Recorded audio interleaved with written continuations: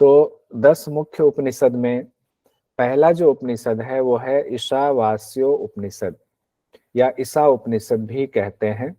तो नाम जोड़ करके दे दिया तो ईशावास्यो उपनिषद, या ऐसे ईशा उपनिषद भी कहेंगे। तो एग्जाम में ऐसे भी पूछा जा सकता है, परेशान नहीं होंगे। पहला मुख्य उपनिषद, एक सवाल तो यहीं से आता है कि पहला मुख्य उपनिषद कौन सा है, तो ईशा उपनिषद है या ईशावास्यो उपनिषद है। अब ईशावास्यो उपनिषद के बारे में कुछ जानकारी देख लेते हैं एक एक करके। ये बताइए ईशावास्यो उपनिषद के बारे में और किन किन लोगों को पता है जो पहले पढ़ चुके हैं। हैंड रेज कीजिएगा जो पहले पढ़ चुके हैं। ठीक है, बाकी लोगों के लिए नया है। आनंद जी आपके लिए भी नया नहीं होगा। हाँ सर, उतना अच्छा तो नहीं है लेकिन हाँ नहीं नहीं, मतलब एक अवेयर तो है ना कि हाँ जी, हमने अवेयरनेस। ईशावास्यो उपनिषद हमने पढ़ा हुआ है। जी, तो विद्या विद्या के बारे में सर इस टाइप का है। हाँ हाँ हाँ, बिल्कुल सही जी कहा आपने। ध्यानेश्वरी जी पहली बार, मेघा जी का पहली बार होगा, नैन्सी जी का पहली बार, रश्मिता जी पहली बार, सोमपीठी जी का भी पहली बार, वैभवी जी, लोमस जी आप तो पहले पढ़े होंगे, आप क्यों हैंड रेज कर रहे हैं। एक तो छूटा था सर, तो इसमें से ये भी छूटा है, बाकी अपने से पढ़ लिया था। अच्छा अच्छा ठीक है। तो हमने ये कहा कि पहला क्वेश्चन आपसे यही पूछा जाएगा कि ईशावास्यो उपनिषद कौन सा मुख्य उपनिषद, नहीं ये क्वेश्चन इस तरह से आएगा, पहला मुख्य उपनिषद कौन सा है निम्न में से अगर आए तो पहला मुख्य उपनिषद है आपका ईशावास्यो उपनिषद, यानी नंबर 1 पे यही है। मुख्य उपनिषद आएगा तो पहला नाम ईशा उपनिषद का या ईशावास्यो उपनिषद का ही आएगा। एक क्वेश्चन तो आपका यही हो गया। उसके बाद आते हैं कि अब सवाल यही है जो कल हम लोगों ने याद किया था कि ईशावास्यो उपनिषद किस वेद से लिया गया है। तो हम लोगों ने देखा था शुक्ला जी, तो पहला ही उपनिषद है, पहला ही था शुक्ला जी। तो शुक्ला जी यानी शुक्ल यजुर्वेद, यजुर्वेद का ही 2 पार्ट है, शुक्ल यजुर्वेद और कृष्ण यजुर्वेद। तो शुक्ल यजुर्वेद से लिया गया है। 2 क्वेश्चन हो गए। कितने मंत्र हैं ईशावास्यो उपनिषद में, ये भी क्वेश्चन में आ जाता है, ध्यान रखिएगा। सिर्फ 18 मंत्र हैं। देखिए है उपनिषद और इतना ज्ञान है, इतना ज्ञान है कि अगर इसकी व्याख्या पढ़ने बैठ जाए तो पता चला कि बहुत लंबा समय लग जाएगा। सिर्फ 18 मंत्र हैं। और कई बार ये कंफ्यूजन हो जाती है कि क्या सबसे छोटा उपनिषद ईशावास्यो उपनिषद ही है। नहीं, इससे भी छोटा एक उपनिषद है मुख्य में, सबसे छोटा है मांडुक्य उपनिषद। मांडुक्य उपनिषद में कितने मंत्र हैं, कोई बताएंगे। सर 12 12 मंत्र। 12। सिर्फ 12 12 हैं मांडुक्य उपनिषद में। देखिए अभी से ना एक दूसरे से थोड़ा थोड़ा कंपेरिजन करते हुए चलेंगे हम लोग, तो कंपेयर करने से क्या होगा, हमारे क्वेश्चंस आगे के भी बनते जाएंगे। ईशावास्य उपनिषद में 18 मंत्र हैं, मांडुक्य उपनिषद में 12 मंत्र हैं। तो क्या हो गया सही आंसर, सबसे छोटा वाला मांडुक्य। ईशावास्य उपनिषद पहला मुख्य उपनिषद है, शुक्ल यजुर्वेद से लिया गया है, इसमें 18 मंत्र हैं कुल। अब देखिए शुक्ल यजुर्वेद में लिया गया, तो यजुर्वेद में भी कहाँ से लिया गया, कई बार ये भी हो सकता है पूछ दे, लेकिन हमें जानकारी तो होनी ही चाहिए। 40वां अध्याय यजुर्वेद का, उसको ईशावास्य उपनिषद कहा गया है। यानी कि आपके जो यजुर्वेद है उसका जो 40वां अध्याय है वो पूरा, शुक्ल यजुर्वेद का जो 40वां अध्याय है वो पूरा ईशावास्य उपनिषद है। ठीक है। अब सवाल ये आता है कि नाम ईशावास्य उपनिषद क्यों पड़ा। तो पहला मंत्र जो इसमें दिया गया है ईशावास्य उपनिषद में, उसका जो प्रथम अक्षर है उसी से इसका नाम ईशावास्य उपनिषद रखा गया है। जैसे देखिए लिखा हुआ पहला मंत्र क्या है वो भी देख लेते हैं। पहले मंत्र में कहा गया है ओम ईशावास्यमिदं सर्वम यत्किंच जगत्याम जगत तेन त्यक्तेन भुंजिथा माँ गृधः कस्य स्वित धनम। एक साथ था, हमने तोड़ तोड़ के लिखा है पढ़ने में आसानी हो। कस्य स्वित धनम, तो इसकी वजह से कि पहला जो मंत्र है ओम ईशावास्यमिदं, इसी की वजह से इसका नाम रखा गया है ईशावास्यो उपनिषद। ठीक है। तो इसका अर्थ भी हम लोग देखेंगे, चिंता की बात नहीं है। एक बार ये देख लेते हैं, इसमें एक शांति पाठ भी है, हालांकि ये शांति पाठ बृहदारण्यक उपनिषद से लिया गया है, और लेकिन शुरुआत इस उपनिषद में भी शांति पाठ से किया गया, जैसे ओम पूर्णमदः पूर्णमिदं पूर्णात् पूर्णमुदच्यते पूर्णस्य पूर्णमादाय पूर्णमेवावशिष्यते ओम शांति शांति शांति। वह ब्रह्म सब प्रकार से पूर्ण है, यह जगत भी पूर्ण है क्योंकि यह ब्रह्म से ही उत्पन्न हुआ है। इस तरह पर ब्रह्म की पूर्णता से यह जगत भी पूर्ण है। उस पूर्ण ब्रह्म में से पूर्ण को निकाल लेने पर भी वह पूर्ण ही बचा रहता है। ये इस शांति पाठ से शुरुआत की गई है, लेकिन ये शांति पाठ बृहदारण्यक उपनिषद से लिया गया है। अगर एग्जाम में आ जाए एक लाइन दे करके इस उपनिषद से लिया गया है, तो बृहदारण्यक उपनिषद से लिया गया है। अब ईशावास्य उपनिषद में कुछ महत्वपूर्ण तथ्य देख लेते। जो 18 मंत्र कहे गए हैं उसमें से क्या इंपॉर्टेंट है जिससे संबंधित क्वेश्चन पूछा जाता है। इससे अलग क्वेश्चन कुछ आएगा नहीं, क्योंकि छोटा उपनिषद है लेकिन बहुत गूढ़ उपनिषद है। पहले मंत्र में ईशावास्यमिदं शब्द होने की वजह से इसका नाम ईशावास्य उपनिषद पड़ा। एक तो इंपॉर्टेंट पॉइंट ये हो गया। दूसरा इंपॉर्टेंट पॉइंट क्या हो गया, अनासक्त भाव से कर्म करते हुए 100 साल तक जीने की इच्छा करनी चाहिए। अनासक्त भाव से कर्म करते हुए कितने साल तक जीने की इच्छा ईशावास्य उपनिषद में कहा गया है, 100 साल तक जीने की इच्छा करनी चाहिए। 2 क्वेश्चन ये निकल आया। ऊपर भी 1-2 क्वेश्चन हमने देख लिया था। ये सब पॉइंट नोट करते जाइएगा। अपने नीच कर्मों से आत्मा की हत्या करने वाले किस लोक में जाते हैं, तो कहा गया असुरिया लोक में जाते हैं। अपने नीच कर्मों से आत्मा की हत्या करने वाले असुरिया लोक में जाते हैं। देखिए अब यहाँ पर इस बात से हम परेशान नहीं होंगे कि आत्मा तो अजन्मा और नित्य है, तो भला इसकी हत्या कौन कर सकता है। तो यहाँ हत्या से तात्पर्य है गलत कार्य करना। आत्म स्वरूप होने के बाद भी अच्छे कर्म ना करके आसक्तिपूर्ण कर्म करना ही आत्मा की हत्या उस सेंस में कहा गया है। यानी विपरीत कर्म करने वाला वो किस लोक में जाता है, असुरिया लोक में जाता है। लेकिन एग्जाम की दृष्टि से शब्दशः यही आता है आत्मा की हत्या करने वाला। उसका शब्द भी मैं आपको भी बताऊंगा। अब इसमें पूरे उपनिषद में यानी ईशावास्य उपनिषद में ये 5 शब्द आपको परेशान कर सकता है। इस 5 शब्द को अगर आपने अच्छे से समझ लिया तो पूरा ईशावास्य उपनिषद आपका सोचो आज ही याद हो जाएगा, कभी दिक्कत नहीं आएगी। ये 5 शब्द कौन से आएंगे, एक आएगा असुरिया, विद्या, तीसरा आएगा अविद्या, चौथा आएगा संभूति, 5वां शब्द आएगा असंभूति। इसी में से घुमा करके कभी कोई क्वेश्चन पूछ दिया जा सकता है।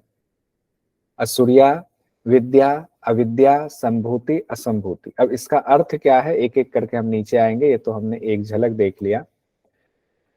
अब सबसे पहले हम शुरू करते हैं तीसरे मंत्र से। पहला मंत्र हमने देख लिया था कि उसका क्यों इंपॉर्टेंट है वो। अब तीसरे मंत्र में कहा गया है असुरिया लोक की चर्चा है। जो शब्द अभी आपके सामने आया असुरिया लोक वाला, कि आत्मा की हत्या करने वाला असुरिया लोक में जाता है। कहते हैं आत्मा की हत्या करने वाला च आत्म हनो। देखिए लिखा हुआ चात्म हनो, च आत्म हनो। यही शब्द हो सकता है आपके सामने, यही शब्द दे दे च आत्म हनो। ये शब्द संबंधित है नीचे असुरिया लोक, और कोई 3-4 लोग दे दे, पृथ्वी लोक, भूलोक या पाताल लोक, ऐसे करके 3-4 ऑप्शन दे दे। असुरिया लोक। दूसरा ये च आत्म हनो शब्द, इसकी हत्या करने वाला किस उपनिषद से जुड़ा हुआ है, तो ईशावास्य उपनिषद से ये जुड़ा हुआ है कि आत्मा की हत्या करने वाला किस लोक में जाता है, असुरिया लोक में जाता है। यानी नीच योनि में उसका जन्म होता है। असुरिया लोक मतलब नीच योनि में वो जाता है। अगर अगर गलत काम करेंगे, आत्मा की हत्या करने वाले की श्रेणी में आ जाएंगे, तो हमारा क्या होगा, अगला जन्म असुरिया लोक में होगा, यानी कि नीच योनि में होगा। इंपॉर्टेंट पढ़ने एक भी मंत्र नहीं छूटेगा, लेकिन हमने सीक्वेंस उस हिसाब से दिया है जो इंपॉर्टेंट बहुत है एग्जाम की दृष्टि से, उसको पहले रखा है, बाद में सारे मंत्र जो छूटे हैं उसको भी दिखाया है। 9वें मंत्र में बात आती है अविद्या की उपासना और विद्या की उपासना की बात। आप कहोगे ये उपासना शब्द कहाँ से आ गया, तो उपासना शब्द यहां से आया कि आप कर्म कर रहे हैं ना, आप अच्छा कर रहे हैं, बुरा कर रहे हैं, जो भी कर रहे हैं, तो वो उपासना हो गया, आपका कर्म आपकी उपासना की श्रेणी में आएगा। तो आप किसकी उपासना, अच्छे कर्म की उपासना कर रहे हैं, बुरे कर्म की उपासना कर रहे हैं, उस सेंस में देखें। तो अगर देखें कि अविद्या की उपासना, पहले इसका फल देख लेते हैं। अविद्या की उपासना तो कहा गया है अज्ञान रूप घोर अंधकार में जाते हैं। किसका, अविद्या की उपासना करेंगे तो अंधकार में जाएंगे। कौन से अंधकार में, अज्ञान रूप घोर अंधकार में, यानी कि जन्म मरण का चक्र चलता रहेगा, नीच योनियों को प्राप्त करेंगे। ठीक है, लेकिन जो एग्जाम में पूछा जाता है वो घोर अंधकार में, अज्ञान रूप घोर अंधकार में जाते हैं। ये लाइन इंपॉर्टेंट है। अब देखिए अविद्या की बात हो रही है। अब इसके बाद अगला जो शब्द है वो है विद्या की उपासना करेंगे। तो आपके मन में सवाल आ जाएगा, मैं इस पर जोर दे रहा हूं थोड़ा सा ज्यादा, आपके मन में सवाल आएगा, अविद्या की उपासना किया तो घोर अंधकार में गए, तो विद्या की उपासना करेंगे तो अच्छे में जाएंगे, घोर अंधकार में तो नहीं जाएंगे। कहते नहीं, विद्या की उपासना किया तो उससे भी अधिक अंधकार में जाएंगे। यानी जितना अज्ञान रूप घोर अंधकार में जा रहे हैं उससे भी ज्यादा अंधकार में जाएंगे। कब, जब विद्या की उपासना करेंगे। जन्म मरण का चक्र होगा ही, उससे भी नीच योनियों को प्राप्त करेंगे। अब सोमपीठी जी कह रहे हैं कि ये क्या हो गया, क्यों हो गया, तो क्या इसका कोई और अर्थ है, क्या ये कहना कुछ और चाह रहे जो हमें समझने की जरूरत है कि अरे अविद्या से तो गलत गए तो बात समझ आती है, और विद्या से उससे भी गलत कैसे जा सकते हैं, जा सकते हैं। दीपाली जी बिल्कुल आपने बनाया क्वेश्चन मार्क। तो उसके लिए हमें ये समझना पड़ेगा कि अविद्या और विद्या है क्या। ठीक है, आइए पहले इसको समझने के लिए कि क्यों कहा गया अविद्या और विद्या को समझते हैं। ठीक है, अविद्या, अविद्या यहाँ कहा गया है भोगों के रास्ते पर चलना अविद्या है। ठीक है, अब देखिए भोग के रास्ते से तात्पर्य क्या है कि हम किन्हीं चीज का भोग करते हैं। हमने पातंजलि योग दर्शन में अच्छे से पढ़ा हुआ है। अब भोग तो, अब जब पैदा हुए शरीर में तो भोग तो करेंगे, बिना भोग के जीवन चल ही नहीं सकता। मर जाएंगे, भोजन भी करेंगे, गाड़ी पे भी चढ़ेंगे, काम भी करेंगे, सारा काम होगा, तो भोग तो करेंगे। लेकिन भोग करने में भी दो कैटेगरी होता है अविद्या में। एक तो कहा है कि भोग के रास्ते पर चलना। अब भोग भी कैसे करना है, एक भोग होता है फल की आसक्ति वाले कर्म, कि नहीं हम भोग के लिए ही जैसे जिंदा हुए हैं। कहते हैं ना, बहुत सारे लोग कहते हैं क्या, कि खाने के लिए पैदा हुआ है। ठीक है, कहते हैं ये ना, ये खाने के लिए पैदा हुआ है, खाने के पीछे ही भागता है, वो आसक्ति वाला होगा। कुछ लोग कहता है नहीं, खाना हम इसलिए खाते हैं क्योंकि जीवन चलाना है, ताकि वो जीवन बचा रहे तो हम कोई और अच्छा कार्य करेंगे। तो उनके लिए भोग जो है वो अनासक्त हो जाएगा। यानी कि गीता में कहा गया ना, कोई कर्म करे लेकिन उसके बंधन में नहीं बंधना है, अनासक्त भाव से आपके हाथ में कर्म करना ही है, उसका फल नहीं है। लेकिन जब हम फल की आसक्ति को सोच करके कर्म करने लग जाते हैं कि नहीं हमें तो गाड़ी चाहिए चाहिए किसी भी कीमत पर, तो भोगों के रास्ते पर चलना होगा। और जब अनासक्त कर्म करते हैं कि नहीं कर्म तो कर रहे हैं, चूंकि ये शरीर है तो बिना कर्म के नहीं रह सकता है, लेकिन आसक्ति नहीं है, कर्तव्य कर्म हमारा है, तो अनासक्त हुआ। तो देखिए अविद्या के दो भेद हो गए ना, एक हुआ फंसा हुआ, और एक हुआ कि कर्म तो कर रहे हैं, अविद्या में तो है, लेकिन क्या करें, शरीर है तो है, लेकिन हम उससे फंसे हुए नहीं। अभी सिर्फ अर्थ समझ लीजिए, फिर इसको बताता हूं कि आगे क्या करना है। अब कहा गया है विद्या, विद्या कहा गया है ज्ञान के रास्ते पर चलना, इसको विद्या कहा गया है। अब विद्या तो आप कहोगे कि ज्ञान के रास्ते पर तो एक बहुत पंडित आदमी भी चल सकता है, जो बड़े विद्वान हो, जिन्होंने चारों वेद पढ़ लिया हो। और एक ऐसा भी इंसान हो सकता है जिन्होंने, अब कबीरदास थे, या आप कह ले सूरदास थे, या एक और हुए जो मोची का काम करते थे, क्या नाम है उनका, रैदास, रविदास। रविदास हुए। अब रविदास ने तो चारों वेद नहीं पढ़ा हुआ था, नहीं पढ़ा था ना। अब देखिए, अब यहाँ दो अर्थ लगाइए। अहंकार में मत्त होकर के एक आदमी चल रहा है कि चारों वेद हमने पढ़ लिया, अब अहंकार के साथ है, उनके पास विद्या तो है लेकिन अहंकार से युक्त विद्या है। अब एक के पास रैदास जी हैं, वो भगवान में रमे हुए हैं और सबको समदृष्टि देखते हैं, किसी से भेदभाव नहीं करते, कोई अहंकार नहीं है, ब्रह्म ही सब कुछ मानते हैं। तो वो भी विद्या के रास्ते पर है। दोनों में कितना जमीन और आसमान का फर्क है। एक के पास विद्या है लेकिन अहंकार वाला, और एक के पास विद्या है कि सब में वो ब्रह्म रूप देख रहे हैं। अब देखिए दोनों में क्या होगा, बताइए कि कौन जाएगा गड्ढे में गिरेगा, कौन, किसका जन्म बार बार होगा, कौन नीच योनियों में जाएगा? चारों वेद पढ़ के अहंकार वाला या रविदास जी जाएंगे? बताइए। चारों वेद पढ़ने वाला। अब इसी में दूसरा एक एंगल में सवाल पूछता, अगर चारों वेद पढ़ा भी हुआ हो, बहुत ज्ञानी है, वेद का पूरा ज्ञान है, और अहंकार जरा सा लेश मात्र भी नहीं है, तब क्या स्थिति होगी उनकी? बहुत उच्च श्रेणी के होंगे, यानी तब वो उच्च नीच श्रेणी। लोक में नहीं गिरेंगे। ठीक है, तो यहाँ यही कहा गया है कि या आगे इसका आएगा यथार्थ और बिना यथार्थ वाला। अब विद्या में अविद्या में कहा गया है कि भोग तो सबको करना है, लेकिन अगर हम अनासक्त भाव से भोग करें तो हमारा अंधकार में नहीं जाएंगे। कहते हैं लेकिन विद्या है आपके पास, और विद्या क्या है कि ऐसा है कि कोई किसी ने चोरी की, चोरी दो तरीके की होता है, एक होता है जानबूझ के चोरी करना, और एक होता है अनजाने में हो जाना। चोरी मतलब किसी का सामान उठाया, नहीं पता था, ले आया, सामने वाले ने समझा चोरी किया, उसने पूछा कहाँ भैया, हम लेकर आए थे, ले लो, वो गिरा हुआ था या पड़ा हुआ था, या हमें नहीं पता था, आपका है आप ले लो, वो अनजाने में हुआ। तो बताइए कि ज्यादा गलती किसकी हुई? जिसने जानबूझ के किया। इसीलिए कहा जाता है जिसने सारा कुछ पढ़ लिया, सारा ज्ञान हो गया, उसके बावजूद अगर वो उसी की उपासना करता है, यानी विद्या की उपासना करता है, ऐसी विद्या की उपासना करता है, अहंकार युक्त विद्या की उपासना करता है, तो कहा गया है वो उससे भी अधिक अंधकार में जाता है।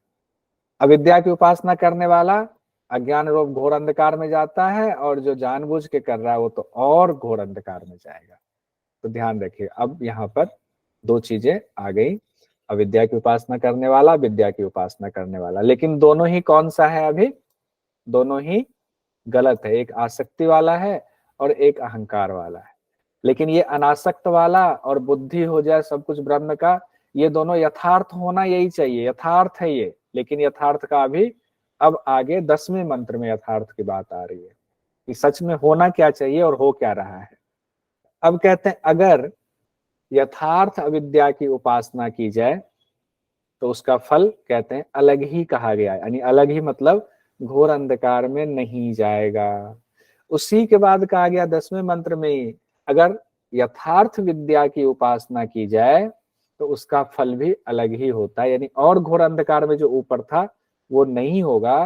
क्योंकि यथार्थ विद्या क्या, असली विद्या का क्या अर्थ है कि विद्या लिया तो उसको अपने जीवन में भी उतारना। विद्या का अर्थ थोड़ी है कि मैंने तो जेआरएफ कर लिया, अब तो मैं सबसे उच्च श्रेणी का हो गया हूँ, सब बाकी तो अरे तुम लोग नीच हो, तुमने तो हुआ ही नहीं, नेट भी नहीं हुआ तुम्हारा। तो क्या हुआ? विद्या तो है, लेकिन वो विद्या कैसी है?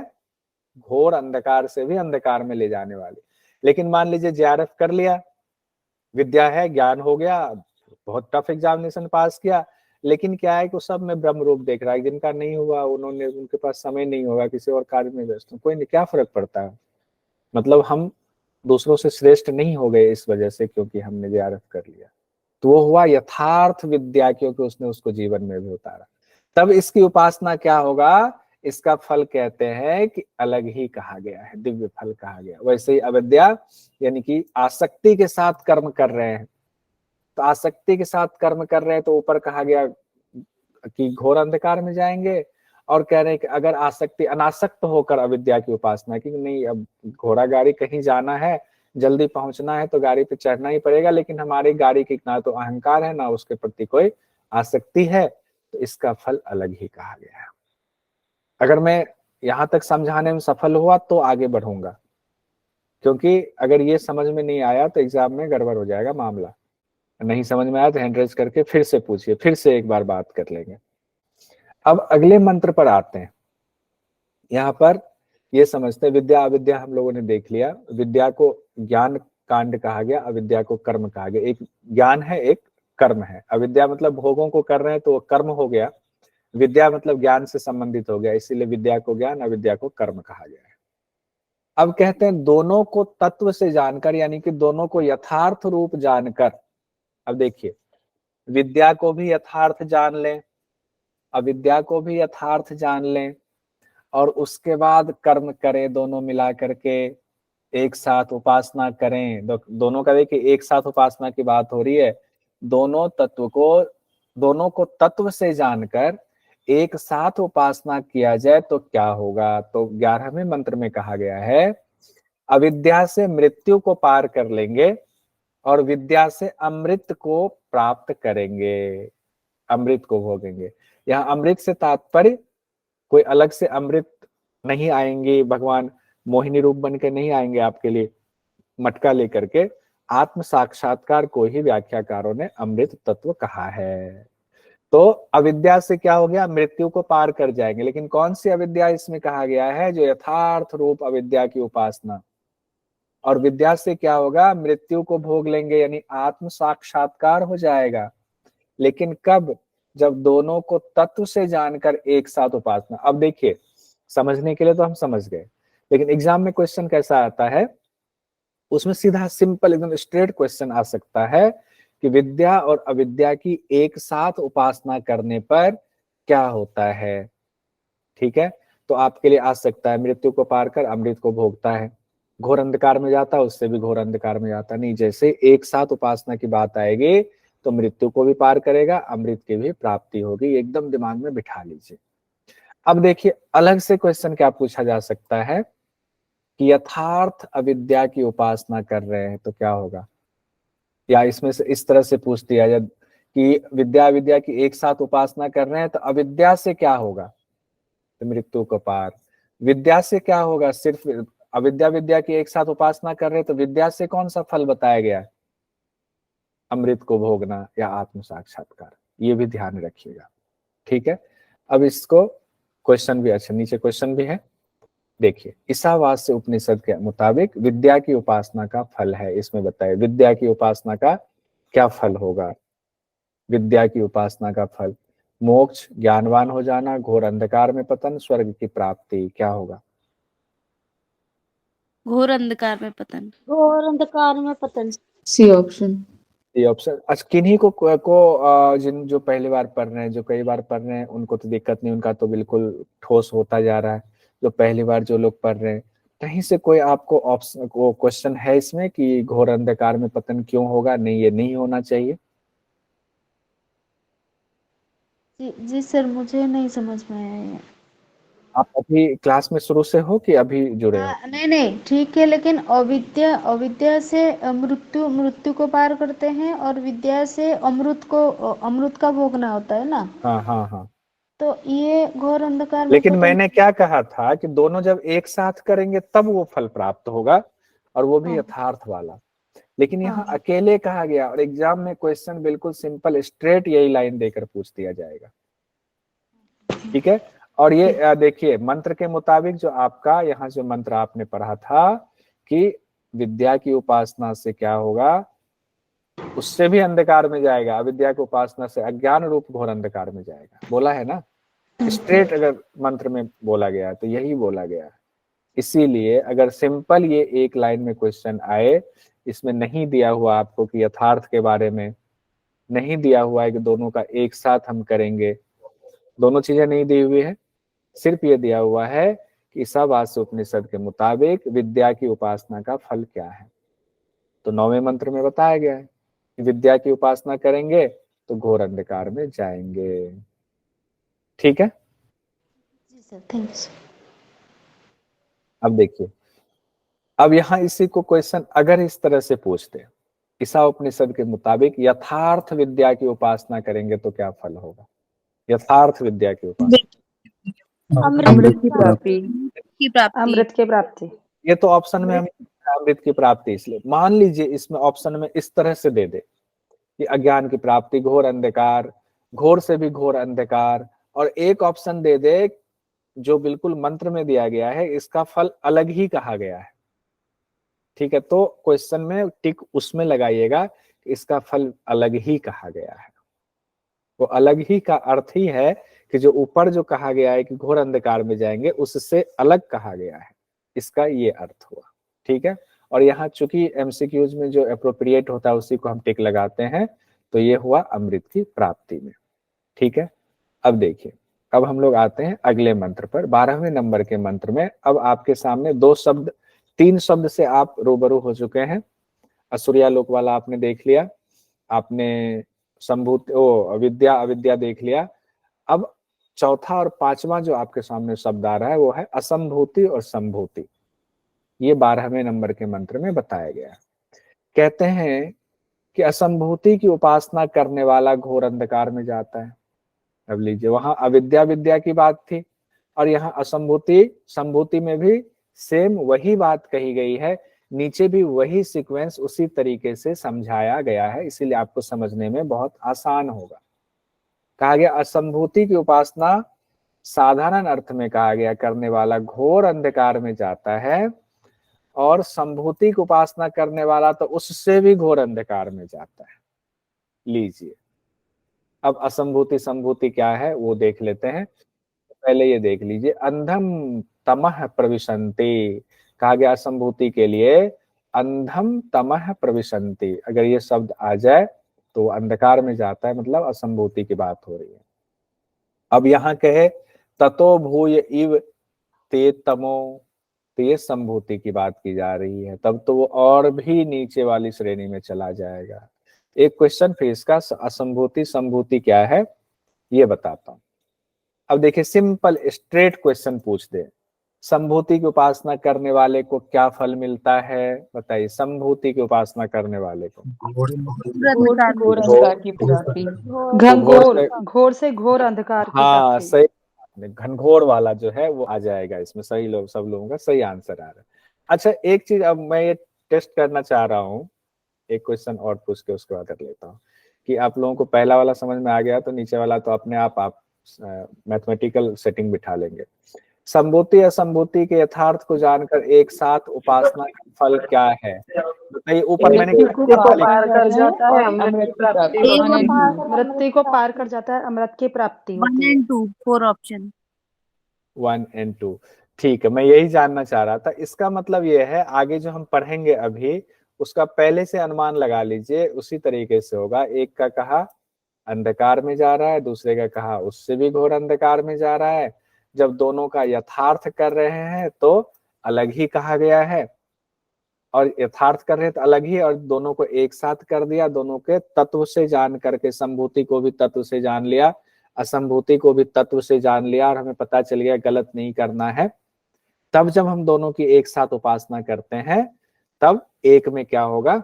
बताइए क्या होगा? 2 चीजें कही गई है ना, अब स्क्रीन पर नहीं है तो बताइए कौन सी 2 चीजें कही गई? मृत्यु को पार कर जाता है, अमृत तत्व की प्राप्ति होती है। अमृत, मृत्यु को पार और अमृत तत्व की प्राप्ति। ठीक है, अब देखिए ये चीज आप लोगों को पहले ही पता चल गया। अब आगे हम एक क्वेश्चन भी यहाँ पर, एक और क्वेश्चन, इस क्वेश्चन को भी कर ही लेते हैं। मृत्यु को पार कर अमृत की प्राप्ति कब होती है? जब यथार्थ रूप संभूति की उपासना करते हैं, जब यथार्थ रूप असंभूति की उपासना, संभूति असंभूति की एक साथ उपासना से। बताइए सर एक साथ उपासना एक साथ। ऊपर वाला ही फॉर्मूला आपने लगा करके जवाब दे दिया। तो अब देख लेते हैं क्या हम लोग सही पढ़ भी रहे हैं कि नहीं पढ़ रहे हैं।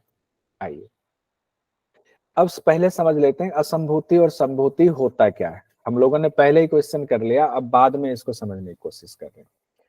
असंभूति कहते हैं जितने विनाशशील चीज हैं उनकी जब हम उपासना करते हैं तो वो असंभूति की उपासना होती है।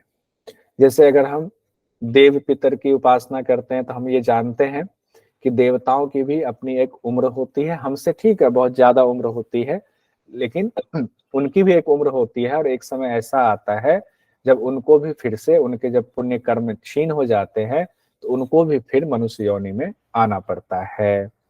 ठीक है, तो ये कहा गया है, कई बार कहते हैं ना कथा कहानी में कि ये जो चींटियों के झुंड जा रहे, हो सकता है पहले कभी ये इंद्र रहे हों।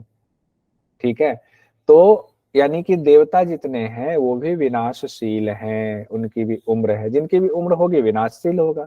पितर जो है वो भी विनाशशील है, मनुष्य जो है वो भी विनाशशील है। ये असंभूति की उपासना हो। जैसे कि अब कोई सिर्फ इसलिए चंद्रमा की पूजा कर रहा है कि उसको बहुत संपत्ति चाहिए, अब चंद्रमा की पूजा करने से संपत्ति तो मिल जाएगी, लेकिन ये उपासना चंद्रमा की क्या हुआ, असंभूति की उपासना मानी जाएगी।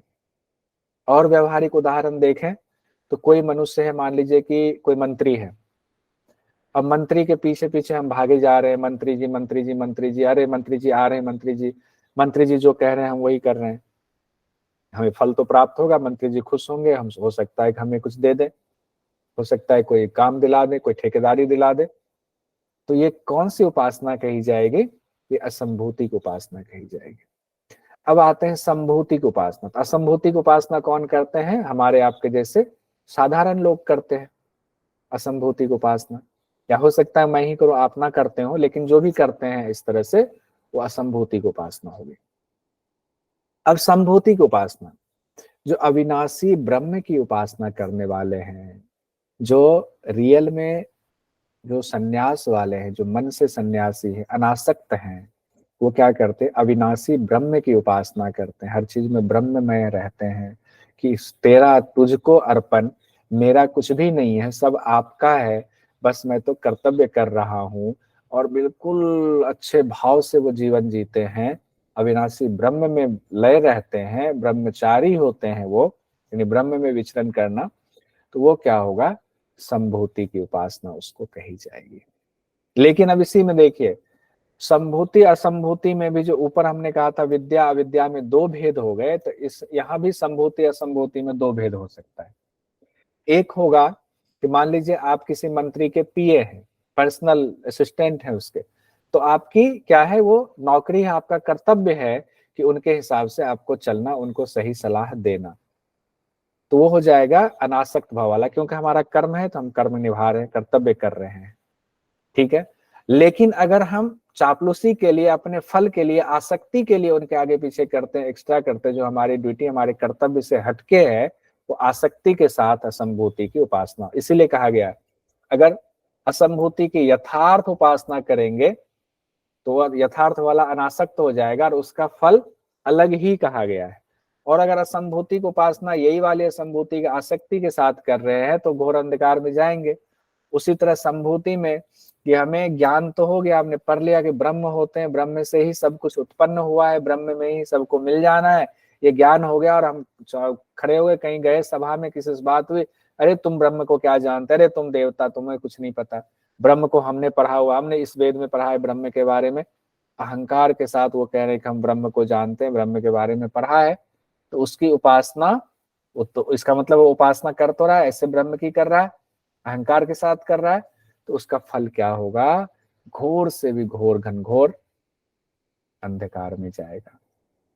लेकिन जो रियल है, जिन्होंने सच में ब्रह्म को झटके में भी अगर महसूस किया, पढ़ाया, उनके अंदर जिज्ञासा जाग गई कि नहीं हमें ब्रह्म में होना है, ब्रह्म में मिलना है, अहंकार रहित हो गया और सब में ब्रह्म देखने लग गए, योग के नियमों का पालन करते हुए आगे बढ़ने लगे, तो उसको कहा जाएगा संभूति की अहंकार रहित उपासना, यानी यथार्थ संभूति की उपासना उसको कहा जाएगा। तब उसका फल अलग ही कहा गया है।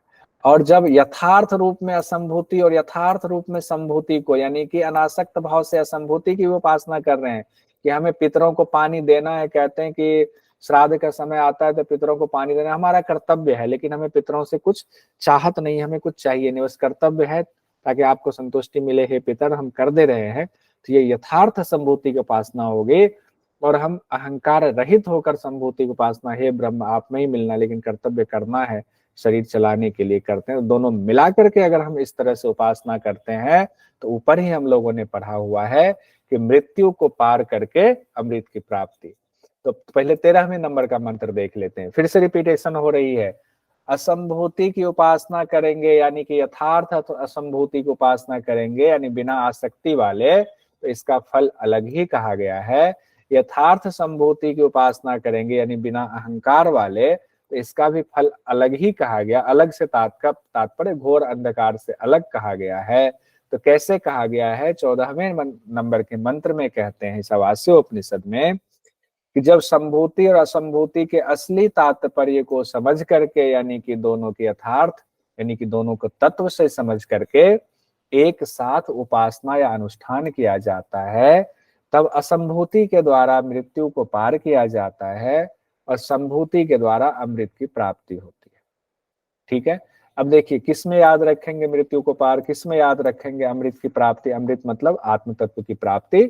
तो देखिए जिसमें देव पितर की उपासना वाला था ना, उसको अगर हम यथार्थ रूप में कर रहे हैं तो मृत्यु को पार, और जिसमें ब्रह्ममय होकर के ब्रह्म को जान करके ब्रह्म के लिए करना उपासना, वो अमृत की प्राप्ति, उसको ध्यान रखेंगे। असंभूति में था जब वेद पितर जो विनाशशील है उनकी पूजा, मनुष्यों की पूजा, संभूति में पर ब्रह्म परमात्मा की पूजा। अब और भी जो महत्वपूर्ण तथ्य हैं इतने में किन्हीं को कोई कंफ्यूजन, तो आगे बढ़े। श्वेता जी ने थम्स अप किया है, नैन्सी जी ने किया, शालिनी जी, मीना जी, श्रेया जी, सोमपीठी जी, रश्मिता जी, पल्लवी जी, अंबिका जी का, हाँ अंबिका जी, मंजूपाल जी, लोमस जी, आनंद जी कुछ पूछना चाह रहे हैं, आनंद जी पूछना चाह रहे हैं, मेघा जी का हो गया, दीपाली जी का, ठीक, आनंद जी बोलिए। सर ये संभूति में अकेले ब्रह्म की उपासना, संभूति में ब्रह्म की उपासना से अनासक्त भाव से यदि उपासना करते हैं, अकेला ब्रह्म का ही है सर ज्ञान मतलब। हाँ तो क्या होगा, यही ना? जी वो थोड़ा सा कंफ्यूजन है सर। तो उसमें कहा तो गया है कि उसका फल अलग ही कहा गया है, यथार्थ। आप जो कह रहे हैं ना अनासक्त भाव से करेंगे, मतलब कि वो हो गया यथार्थ ब्रह्म को जानते हुए। आपके अंदर अहंकार नहीं है कि हम ब्रह्म को जान गए, या ब्रह्म के बारे में हमने पढ़ लिया है योग शास्त्र में, तो उसका फल अलग ही कहा गया है, वो लिखा है ना। जी सर, अहंकार नहीं होना चाहिए। अहंकार नहीं होना चाहिए। देखिए संभूति की बिना अहंकार वाली उपासना का अलग ही फल कहा गया है, अलग मतलब दिव्य फल कहा गया है। और क्या दिव्य कहा गया वो 14वें नंबर के मंत्र में कहते हैं। लेकिन देखिए अब एग्जाम की दृष्टि से ऐसे पूछा जाएगा, जब संभूति असंभूति के असली तात्पर्य को समझ करके, असली तात्पर्य ना भी दें कि संभूति असंभूति की एक साथ उपासना करते हैं तो क्या होता है, ठीक है। अगर ये बात कह रहा है तो आप कहेंगे उसके पीछे तर्क लगाने की जरूरत नहीं है, सीधा असंभूति संभूति की एक साथ उपासना मंत्र के मुताबिक टू द पॉइंट, बिना व्याख्या में बहुत अंदर जाते हुए मृत्यु को पार, अमृत की प्राप्ति, ठीक है। लेकिन जैसे एग्जाम में पूछ दिया, अनासक्त भाव नहीं है सर इसमें, ये दोनों की उपासना है, अनासक्त भाव है, वो छिपा हुआ है। मैं एग्जाम की दृष्टि से कह रहा हूँ। जी सर, जी थैंक यू। डिटेल में पढ़ ले। अब एग्जाम में तो उतना खुल के इतना लंबा क्वेश्चन नहीं पूछा जाएगा ना, वो तो एक लाइन में पूछा जाएगा। लेकिन देखिए संभूति असंभूति की एक साथ उपासना अलग से नहीं कहा गया है किसी मंत्र में कि एक साथ उपासना करेंगे तो एक से घोर अंधकार में, एक से घोर से भी घोर अंधकार में, ये नहीं कहा गया। इसीलिए दो चीजों को अलग करें, हम इसके अर्थ को अच्छे से समझ रहे हैं। एग्जाम की दृष्टि से एक लाइन आया तो कंफ्यूज नहीं होंगे। अगर आ गया एग्जाम में संभूति असंभूति का एक साथ उपासना करने से क्या होगा, मृत्यु को पार, अमृत की प्राप्ति ही होगा, कंफ्यूज मत होइएगा। अगर बहुत अंदर से पूछा तब अगर दे दे कि आसक्ति सहित असंभूति और अहंकार सहित संभूति की उपासना से क्या होगा, तब तो आप समझ ही जाएंगे अहंकार आया तो उससे तो अच्छा कोई फल होगा ही नहीं, वो तो अच्छा फल हो ही नहीं सकता ना। आसक्ति वाले का फल अच्छा नहीं होगा, अहंकार वाले का फल अच्छा नहीं होगा। लेकिन टू द पॉइंट अगर ऐसे पढ़ेंगे तो क्वेश्चन नहीं छूटेगा। अब आते हैं कि और क्या महत्वपूर्ण तथ्य बताया गया है इस आवास्य उपनिषद में।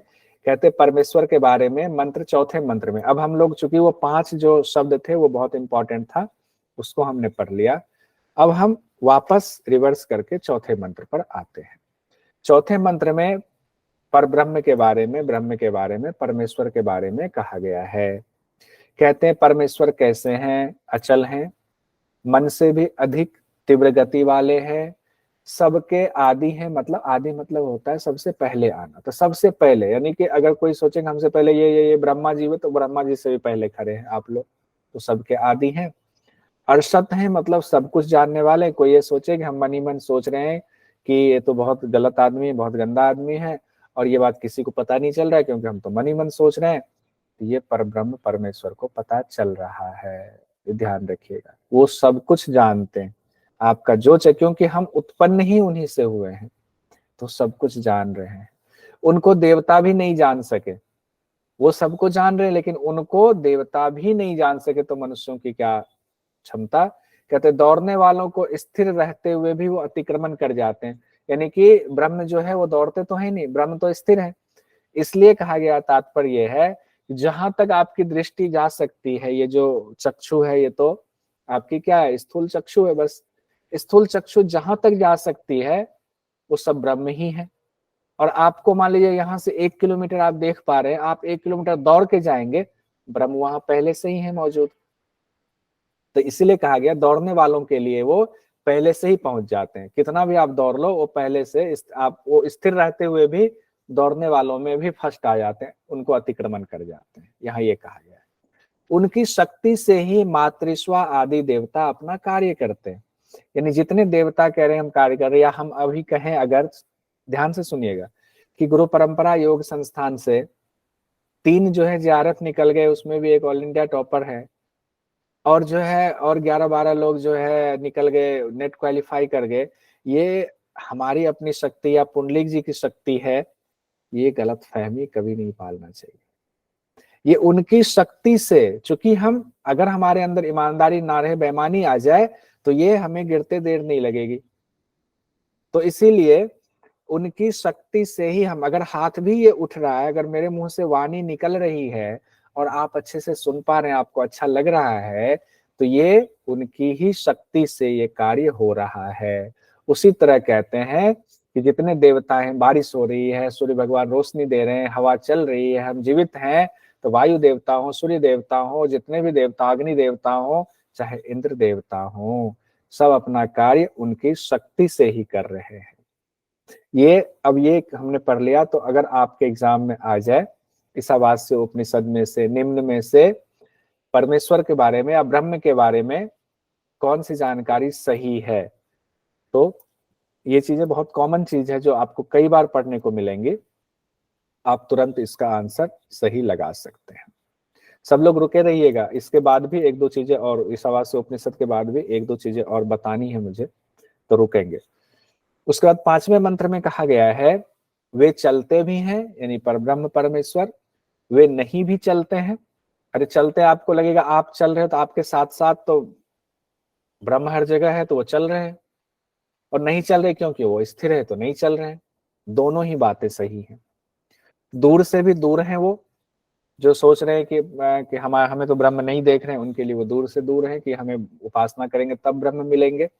और जिनको लगे नहीं हम ही तो ब्रह्म है, हमारे अंदर ब्रह्म के बिना हमारा अस्तित्व ही नहीं है, उनके अत्यंत समीप ब्रह्म है। अब ब्रह्म को याद करो तो आपके समीप है, नहीं याद करो तो दूर से दूर है। संपूर्ण जगत के भीतर भी ब्रह्म है, यानी कि अगर हम जगत के अंदर हैं तो हमारे अंदर ब्रह्म है और हमारे बाहर भी ब्रह्म है। अगर शरीर को पिंड मान लें, संपूर्ण जगत मान लें, जैसे जगत ब्रह्मांड है, इस ब्रह्मांड के अंदर भी ब्रह्म है और इस ब्रह्मांड के बाहर भी ब्रह्म है। बाहर ब्रह्म होंगे तभी उन्होंने इस ब्रह्मांड की रचना की है। अब इसे तो ब्रह्म की के बता दिए गए, लक्षण संकेत दे दिए गए, उनकी विशेषता बता दी गई। अब कहते हैं कि जो साधक ब्रह्म को इसी रूप में हमेशा देखता है, जैसा कि ऊपर बताया गया, कहते हैं वो साधक कैसा हो सकता है, उसकी स्थिति कैसी हो जाएगी। जो ऐसे ब्रह्म को जानते हैं उसी तरीके से वो व्यवहार करते हैं, और बिल्कुल उन्होंने मन में बिठा लिया, इससे हट करके उनके मन में और कुछ आता ही नहीं ब्रह्म के बारे में, पूरी दुनिया के बारे में, सृष्टि के बारे में। अब उनके कर्म में उन्होंने उतार लिया, उनकी स्थिति कैसी होगी। कहते हैं ब्रह्म में, यानी एक लाइन में कहें, ब्रह्म में साधक की स्थिति कैसी होगी, 6ठे मंत्र में ईशावास्य उपनिषद में बताया जा रहा है कि वो संपूर्ण प्राणियों को परमात्मा में और परमात्मा को संपूर्ण प्राणियों में निरंतर देखते हैं। देखिए, यानी कि हमें अगर देखेंगे क्लास में, अगर जितने भी लोग हैं, हमें लगेगा सब में परमात्मा है, और ये भी लगेगा कि सब परमात्मा में ही स्थित है, और निरंतर लगातार यही इसी स्थिति में हम बने रहेंगे अगर हम ब्रह्ममय हो जाएं। कहते हैं ऐसा होने पर वह साधक किसी से भी फिर घृणा नहीं करता, किसी से भी घृणा नहीं करता है। उसके लिए शब्द इस्तेमाल किया गया है, ना विजो गुप्सते, ना विजो गुप्सते, यानी कि वो किसी से भी घृणा नहीं करता है। तो एग्जाम में आ जाता है क्वेश्चन कि ब्रह्मनिष्ठ जो ब्रह्ममय हो गया साधक इस आवास्य उपनिषद के मुताबिक, उनकी स्थिति कैसी होती है? तो उनकी स्थिति सब में परमात्मा, सबके अंदर परमात्मा, किसी से घृणा नहीं करते हैं। 7वें मंत्र में कहा गया है तब ऐसे साधक या प्राणी आत्म स्वरूप हो जाता है या परमात्म स्वरूप हो जाते हैं। परमात्मा से उनकी एकता हो जाती, लय हो जाती है उन जीवात्मा और परमात्मा की। फिर ऐसे प्राणी के लिए कोई मोह नहीं रहता है, कोई शोक नहीं रहता, वो मोह से रहित हो जाते हैं, शोक से रहित हो जाते हैं ऐसे साधक। उसके बाद कहा गया है 8वें मंत्र में, तब वो साधक तेजोमय, बिना शरीर वाले, बिना छिद्र वाले, बिना शिराओं वाले, शुद्ध शुभ अशुभ कर्मों से रहित परमात्मा को प्राप्त हो जाते हैं। तब वो साधक क्या होता है? तेजोमय जो परमात्मा है, बिना शरीर वाले जो परमात्मा, परमात्मा क्या है? शरीर तो कोई है नहीं कहने के लिए, वो उनमें कोई छिद्र नहीं है, बिना छिद्र वाले हैं, अब्रनम है, शुक्रम है, अकायम है, बिना सिराओं वाले हैं, स्नान विरम है, वो शुद्ध है, शुभ अशुभ कर्मों से रहित हैं। ऐसे परमात्मा को वो प्राप्त हो जाते हैं। कौन? वो साधक जो ऊपर गुण बताए गए हैं। उसके बाद 15वें नंबर के मंत्र में कहा गया इस आवास्य उपनिषद में कि भगवान के भक्त अंत काल में किस तरह प्रार्थना करते हैं भगवान से मिलने के लिए। 15वें और 16वें मंत्र में कहा गया है, हे सबका भरण पोषण करने वाले, सूर्य के समान तेज से ढके हुए मुझे आपका दर्शन करना है, इस आवरण को हटा लीजिए। यानी कि उनको लगता है भगवान के ऊपर बहुत सारा आवरण हो जाता, तभी तो हम उनको महसूस नहीं कर पा रहे हैं भगवान को, क्योंकि उस बीच में लोभ मोह क्रोध रूपी बहुत सारे आवरण हैं। तो भक्त कहता है क्योंकि बिना उनकी कृपा से हम उनके दर्शन नहीं कर सकते हैं, कि सूर्य के समान तेज से आप ढके हुए हैं, मुझे आपका दर्शन करना, आप अपने इस आवरण को हटा लीजिए। हे यम आदि आप सबके निहंता, हे सूर्य, ज्ञानियों के लिए सूर्य के समान आप अपनी जो ये रश्मियां हैं इनको समेट लीजिए, मेरी आंखें चौंधिया रही हैं। अपने कल्याण में दिव्य रूप के हमें दर्शन करा दीजिए, जैसे कि अर्जुन कह रहे थे। जब भगवान श्री कृष्ण ने अपना दिव्य रूप दिखाया, वो रूप दिखाया, विकराल रूप दिखाया, तो अर्जुन सहम गए, देख करके परेशान हो गए। फिर वो कहने लगे कि आप अपने इन रूपों को समेटिए, अपना कल्याणमयी चतुर्भुज रूप दिखाइए। उसी तरह ईशावास्य उपनिषद में भक्त कहते हैं कि आप अपनी जो रश्मियां हैं इसको समेट लीजिए और अपना जो कल्याणमय दिव्य रूप है उसके दर्शन करा दीजिए। अभी मैं ध्यान के द्वारा आपके दर्शन कर रहा हूं, यानी मैं मन के द्वारा आपके दर्शन कर रहा हूं। आप सूर्य और पूरे विश्व के आत्मा आप ही हैं, आप मेरी भी आत्मा आप ही हैं, इसीलिए मैं भी वही हूं, यानी मैं भी ब्रह्म ही हूं। ये ब्रह्म मैं साधक अब भगवान से उपासना कर रहे हैं। यहाँ कहा गया है ना, सोहम अस्मि सह अहम अस्मि, इसलिए मैं भी वही हूं, यानी आप भी सबके आत्मा हैं और मेरे भी आत्मा आप ही हैं, इसीलिए मैं भी वही हूं, इसीलिए मुझे दर्शन दे दीजिए। 17वें मंत्र में कहते हैं साधक, वो साधक ब्रह्ममय साधक, अब ये प्राण और इंद्रियां वायु तत्व में लीन हो जाएं। अब इस शरीर में जो प्राण और इंद्रिय है, अब जाइए, हमें इनकी जरूरत नहीं है, हमें अनासक्त हो गए। ये प्राण और इंद्रियां अपने वायु तत्व में लीन हो जाएं, ये स्थूल शरीर जो है अग्नि में जल के भस्म हो जाए। मैंने जो अच्छे कर्म किए हैं, हे पर ब्रह्म परमात्मा उन पर दृष्टि डालिए। यानी उनको पूरा विश्वास है, हमने आसक्ति वाला कोई कर्म नहीं किया हुआ, हमने अहंकार वाला कोई कर्म नहीं किया हुआ है, हमने जो अच्छे कर्म किए, प्लीज कृपया उन पर दृष्टि डालिए। 18वें और अंतिम मंत्र में कहते हैं, हे अग्नि के अधिष्ठाता देव, हमें परमेश्वर के धाम में पहुंचाने के लिए सपथा यानी सुंदर मार्ग से ले चलिए हमें उस परमात्मा के धाम में। इस मार्ग के लिए जो भी हमारे बाधक पाप हो, अगर गलती से भी हमसे गलती हो गई हो, अब उनको आप ही दूर कीजिए। प्रार्थना एक बच्चा बन के, बेटा बन के, भक्त बन के, इस तरह से प्रार्थना हो रही है प्रभु की। ठीक है, इस तरह से हमारा ईशावास्य उपनिषद कंप्लीट हुआ। जो इम्पोर्टेंट मंत्र जो इसमें है, जो कई बार मंत्र भी दे करके पूछ दिया जाता है, ओम ईशावास्यमिद हो गया, ईश्वर से व्याप्त। ओम ईशावास्यमिद मतलब ईश्वर से व्याप्त।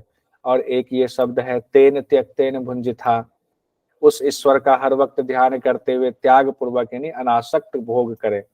भोग तो हर चीज का करना है, लेकिन कैसा भोग करना है? अनासक्त करना है। तेन त्यक्तेन भुंजिथा माँ गृधः कस्य स्वीधनम, कहते हैं भोग्य पदार्थों में आसक्त मत हो, ये धन किसी का भी नहीं है, सब ऊपर परब्रह्म का है। कहते हैं तेरा तुझको अर्पण, जब हम लोग अग्नि में आहुति देते हैं, इसीलिए कहते हैं भोग्य पदार्थों में कभी आसक्ति नहीं होनी चाहिए। उसके बाद कहते हैं जो 100 साल जीने की इच्छा किस उपनिषद में की गई अगर आ जाए, तो ईशावास्य उपनिषद में उसके लिए जो शब्द इस्तेमाल किया गया है जिजी विषेक्षत समाह, यानी 100 साल तक जीने की इच्छा करो। 100 साल तक क्यों जीना है? भोग करने के लिए नहीं, क्योंकि जो आपने कई जन्मों का जो आपका पड़ा हुआ है संस्कार, उसको खत्म करके परमात्मा में मिलने के लिए। ना कर्म लिप्यते नरः, ऐसे कर्म मनुष्य से लिप्त नहीं होते हैं, ये भी कहा गया। ये सब इंपॉर्टेंट हमने मंत्र का छोटा छोटा पार्ट ला कर दिया हुआ। ना कर्म लिप्यते नरः अगर आ जाए किस उपनिषद से जुड़ा हुआ है, तो ऐसे कर्म मनुष्य से लिप्त नहीं होते हैं, ये ईशावास्य उपनिषद से है। उसके बाद कहा गया असुरिया नाम ते लोका, असुरों के नाम वाला लोक यानी योनि। कौन जाता है असुरिया लोक में? जो क्या करता है? आत्मा की हत्या करने वाला है। अंधेन तमसा आवृता, जो अंधकारमय है और तामसिक प्रवृत्ति से आच्छादित है, ये असुरिया लोक के बारे में ही कहा गया है। अंधेन तमसा आवृता, वो असुरिया लोक जो अंधकारमय है, तामसिक प्रवृत्ति से आच्छादित है। उसके बाद कहते हैं कि इस लोक में कौन जाता है? कहते हैं ये केच आत्महनो जना है, जो कोई भी मनुष्य आत्मा की हत्या करता है वो इस लोक में जाता। आत्मा की हत्या का मतलब ये नहीं कि आत्मा की हत्या कर देना, शाब्दिक अर्थ में नहीं जाएंगे। जो विपरीत कर्म करने वाला है, जो यथार्थ विद्या की उपासना नहीं करता, यथार्थ अविद्या की उपासना नहीं करता, यथार्थ असंभूति की उपासना नहीं करता, यथार्थ संभूति की उपासना नहीं करता, वही आत्मा की हत्या करने वाला है और वो असुरिया लोक में जाता है। उसके बाद कहते ततो न विजुगुप्सते, वो किसी से घृणा नहीं करता है। किनके बारे में कहा गया है? भक्त के बारे में, जो ब्रह्ममय भक्त है। उसके बाद आगे कहते हैं अंधम तमह प्रविशन्ति ये विद्याम उपासते, ये देखिए आया ना जो हम लोगों ने ऊपर पढ़ा था, केवल विद्या की उपासना करने से अंधकार में प्रवेश करता है। अंधम तमह प्रविशन्ति ये विद्याम उपासते, विद्या की उपासना करने वाला। अविद्या मृत्यु तीर्थवा विद्या मृत मश्नुते, यथार्थ अविद्या के अनुष्ठान से मृत्यु को पार करके विद्या की उपासना से अमृत को पा लेता। दोनों की एक साथ। अविद्या मृत्यु तीर्थवा विद्या अमृतम अश्नुते। उसके बाद आगे कहते हैं अंधम तमह प्रविशन्ति ये असंभूति उपासते, असंभूति की उपासना करने वाला तम रूपी अंधकार में प्रवेश करता है। ततो भूय इवते तमो य संभूत्यार्ताः, केवल संभूति की उपासना करने वाला। देखिए केवल शब्द आ जाएगा अगर केवल संभूति की उपासना, केवल असंभूति की उपासना तो अंधकार और घोर अंधकार में ही जाएगा। तो केवल संभूति की उपासना से और भी अंधकार वाली योनियों में प्रवेश करता है। उसके बाद कहते हैं संभूति च विनाशम च तत् उभयम सह, देखिए आ गया ना उभयम सह, संभूति च विनाशम च तत् उभयम सह, यानी दोनों की, उभयम मतलब एक साथ, उभय मतलब दोनों और सह मतलब साथ, माफी चाहूंगा, उभय मतलब दोनों, सह मतलब साथ। जब संभूति असंभूति की एक साथ उपासना करते हैं तो क्या होता है? कहते विनाशेन मृत्युम तीर्थवा संभूत्या अमृतम अश्नुते, यानी कि संभूति असंभूति की साथ साथ उभयम सह उपासना करने से मृत्यु को पार करके विनाशेन मृत्यु का विनाश करके अमृत को पा लेता है। उसके बाद कुछ क्वेश्चन कर ले। 2023 दिसंबर में अभी जो पेपर हुआ उसमें ये ईशावास्य उपनिषद से सवाल पूछा गया कि ईशावास्य उपनिषद के अनुसार मृत्युम तीर्थवा संबंधित है। अब मृत्यु के पार जाना तो किससे होगा? अविद्या से हमने पढ़ा था, अविद्या और विद्या की उपासना से, तो अविद्या से मृत्यु को पार करता, अविद्या से अमृत की प्राप्ति। तो मृत्युम तीर्थवा लिखा हुआ अभी हम लोगों ने 11वें नंबर के मंत्र में पढ़ा भी इसमें। तो एक तो अविद्या होगा, चूँकि इसमें कूट है, तो दूसरा कौन सा होगा? विनाश होगा। तो अविद्या और विनाश वाला होगा, बी और डी वाला। ये ऑप्शन सही है, केवल बी और डी दूसरा वाला सही है। असुरिया लोक की प्राप्ति होती है कैसे? अविद्या की उपासना से, विद्या की उपासना से, चा आत्मनो जनाह से, इनमें से कोई नहीं, बता ही दीजिए। Third option. और ये इसको ही, इसी को दूसरे रूप में मैंने जानबूझ करके संस्कृत वाला शब्द रखा है कि अब आप तो ये तो समझ ही गए कि आत्मा की हत्या करने वाला, संस्कृत वाला भी शब्द अगर कठिन भी पूछा जाए, कठिन की तैयारी कर लेंगे तो आसान तो ऐसे ही हो जाएगा। ईसा उपनिषद के मुताबिक केवल विद्या की उपासना, देखिए केवल विद्या शब्द जुड़ा हुआ है, फल क्या है बताइए? घोर अंधकार। घोर अंधकार में। ईसा उपनिषद के मुताबिक यथार्थ विद्या की उपासना का फल, अब देखिए केवल विद्या नहीं है, यथार्थ विद्या शब्द दे दिया गया। अमृत की प्राप्ति। हाँ, विद्या है तो अमृत की प्राप्ति होगा। मृत्यु के पार मत कर दीजिएगा, अगर रहे तो, ऐसे है नहीं ऑप्शन में। संभूति की उपासना करने वाले को क्या फल मिलता है? संभूति की उपासना, घोर से घोर अंधकार। उसके बाद है संभूति असंभूति के यथार्थ जानकर एक साथ, अगर देखिए अगर यथार्थ ना भी रहे ना, कि संभूति असंभूति की एक साथ उपासना उभयम सह अगर रहे एक साथ, और ये शब्द नहीं भी दिया हुआ यथार्थ को जानकर, तो भी मानकर चलेंगे कहा ये चीज छिपा हुआ है। तो क्या होगा फल इसका? मृत्यु को पार करके और अमृत की प्राप्ति तो होती है। पहला और दूसरा हो जाएगा। अब है मृत्यु को पार कर अमृत की प्राप्ति कब होती है? मृत्यु को पार कर अमृत की प्राप्ति संभूति की एक साथ उपासना। संभूति की उपासना। ठीक है। अब आइए, ईशावास्य उपनिषद का नाम क्यों पड़ा? पहले मंत्र में ईशावास्य लिखा, पहले मंत्र के ईशावास्य लिखा है इसीलिए। की चर्चा है इसीलिए। ठीक है, बहुत सही। ईशावास्य उपनिषद किस उपनिषद से, किस शुक्ल वेद से? शुक्ल यजुर्वेद। शुक्ल यजुर्वेद से। ईशावास्य उपनिषद यजुर्वेद का कौन सा अध्याय है? 40वां। ध्यान रखिएगा सब लोग, 40वां अध्याय। हाँ पुंडलिक जी हैंड रेज किए हुए क्या? जी सर, कुछ पूछना था सर। हाँ, एक कर आवाज आ लेते रहा है हैं। सर? हाँ, एक सेकंड। ईशावास्य उपनिषद में लोभ मोह से परे हो जाते हैं, किसके लिए कहा गया है? भगवान के लिए, परमात्मा से एकता होने पर, असंभूति की उपासना पर, पहला और दूसरा दोनों। पहला और दूसरा, फर्स्ट एंड सेकंड दोनों। लोभ मोह से परे हो जाते हैं, भगवान के लिए थोड़ी कहा गया है, परमात्मा से एकता होने पर भक्त के लिए कहा गया है। तो पहला दूसरा तो मेरे ख्याल से नहीं होना चाहिए। परमात्मा से एकता हो गया तब कह रहे हैं ना, क्यों? उसके लिए कहा गया ना, जो ब्रह्ममय भक्त हैं उनके लिए कहा गया कि वो लोभ और मोह कैसा उनके लिए। साधक के लिए बोला है, लेकिन सर इसमें दूसरा हाँ ऑप्शन है। ठीक है, क्या वैसे मेरे हिसाब से ये आना चाहिए। अब अगर एग्जाम में कुछ अगर अलग आता है, कूट आता है, तब हो सकता है कि ये भी आ जाए, क्योंकि भगवान से एक हो रहा है। लेकिन भगवान के लिए ना कह के ये कहा गया है भक्त के लिए। जब भक्त की परमात्मा से एकता हो जाती, तब उनकी स्थिति लोभ मोह से परे हो जाती। क्यों बताइए, कोई किन्हीं को इस पे आपत्ति है? नहीं सर, ठीक है। उसके बाद है अंधम तमह प्रविशन्ति, ये असंभूति उपासते में कहा गया है। अब एग्जैक्ट मैंने ये निकाल करके दे दिया, इसका क्या अर्थ हुआ?